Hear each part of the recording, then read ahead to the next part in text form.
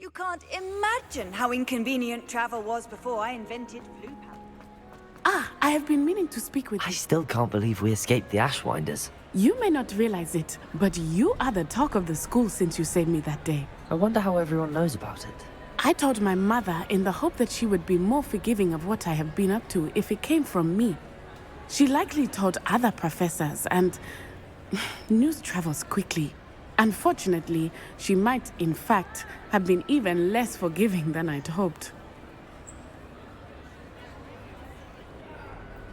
If she knew more about what you've done, I suspect she'd be proud. If she knew any more about what I've done, she would never let me out of her sight again. I'm sorry. Has Officer Singer done anything with the evidence we provided? She has not. Harlow is as strong as ever. Someone needs to stop him, whether it is us or Officer Singer. If someone had stopped the monsters like him in Matabeleland, my father would be alive today. What exactly happened to your father? It was a beautiful day. My mother had gone to tend to a neighbor who was ill, and so my father and I were galloping in the savannah. Galloping? Your father was also an animagus, I take it? He could become the most majestic giraffe, and he would carry me on his back, my arms around his neck. We were on our way home when we surprised a group of bandits who had come from our village. One of them saw me just as he removed a scarf from his face. He shouted and then aimed his rifle. He didn't want you to identify him. Exactly.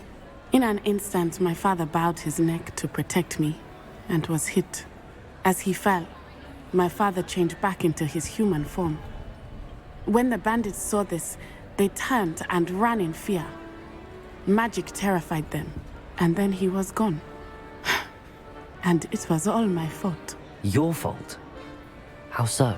He died protecting me. If I had been capable of protecting myself, he would still be alive today. My mother and I tried to go on without him, but it became too much for us there. A few years later, we left to come to Scotland. I'm sorry, Natty. I can't imagine what you've been through. Your father sounds exceptional. He was truly extraordinary. And thank you for your kind words. We all have our burdens. My father had a saying about that. Yes, I remember. Rain does not fall on one roof alone. Exactly. Soon you and I will put an end to the Ashwinders, beginning with Harlow. And once he is gone, we will turn our attention to Rookwood. We are making progress, and we will succeed. Thank you again for saving me. You deserve all of the praise you have received.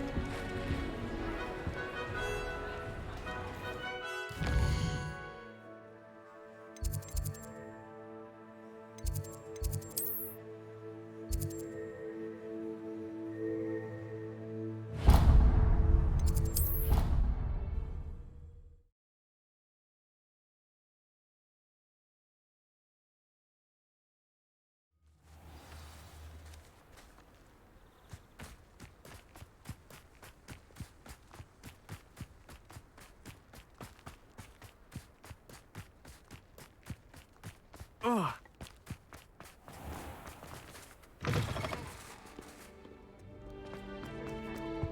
Broomsticks are going out of style, I think. Care to guess who won? Oh, drat! I'm not ready for Professor Bin's lecture. Forgot my pillow. In today's lesson, we will cover a truly thrilling event. The Goblin Rebellion of 1752 and all its triumphant tragedy. But more specifically, we will address the devastating effect it had on the wizard milling industry. Actually, we do know the number. 632. But history occurs outside the classroom. And look, it's time for my constitutional.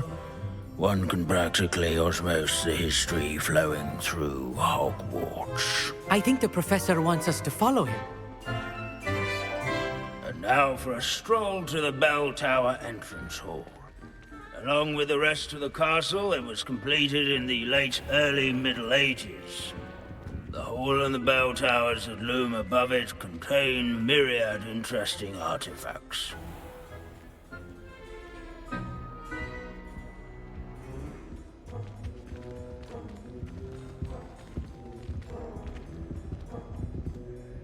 Good to see you again. Recovered from that nasty bout of dragon pox, have we? That wasn't me, Professor. I'm new here. Are you?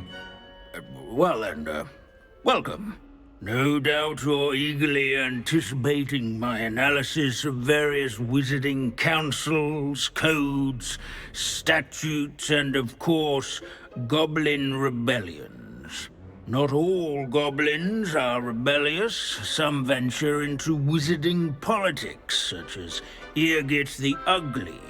Some are talented artisans, such as Bragbor the Boastful.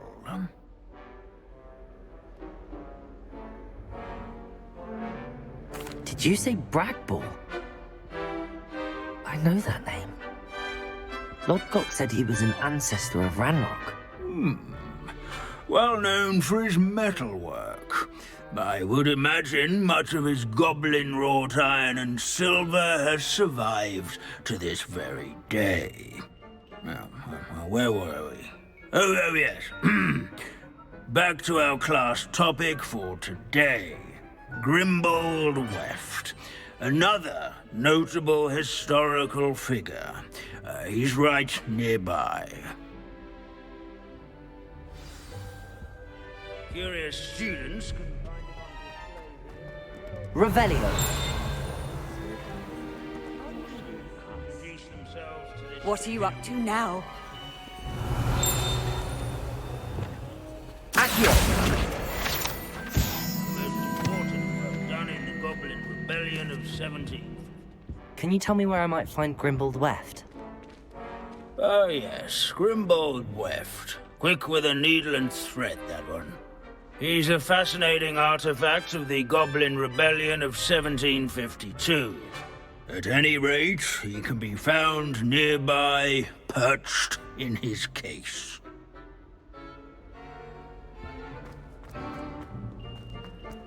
Revelio.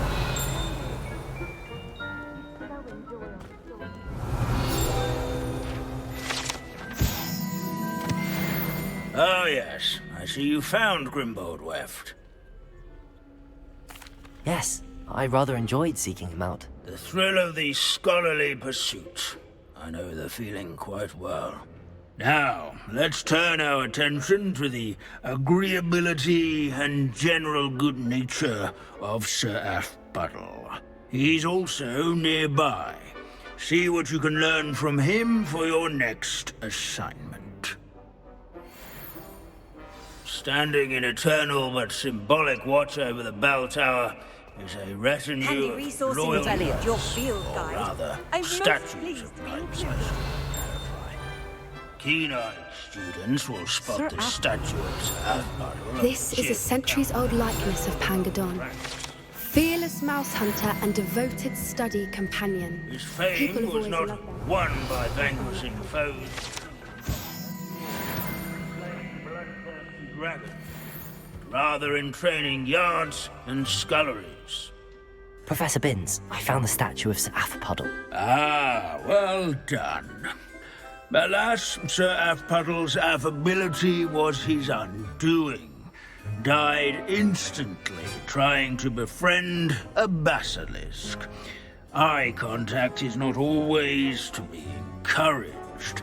So beloved was he that even some goblins mourned his passing. Of course, that did not bode well with the rest of the goblins, most of whom could not abide mourning the loss of a wizard. Pity goblins and wizards can't get along. True, but imagine how dull my lectures would be without goblin rebellions to discuss. History does tend to repeat.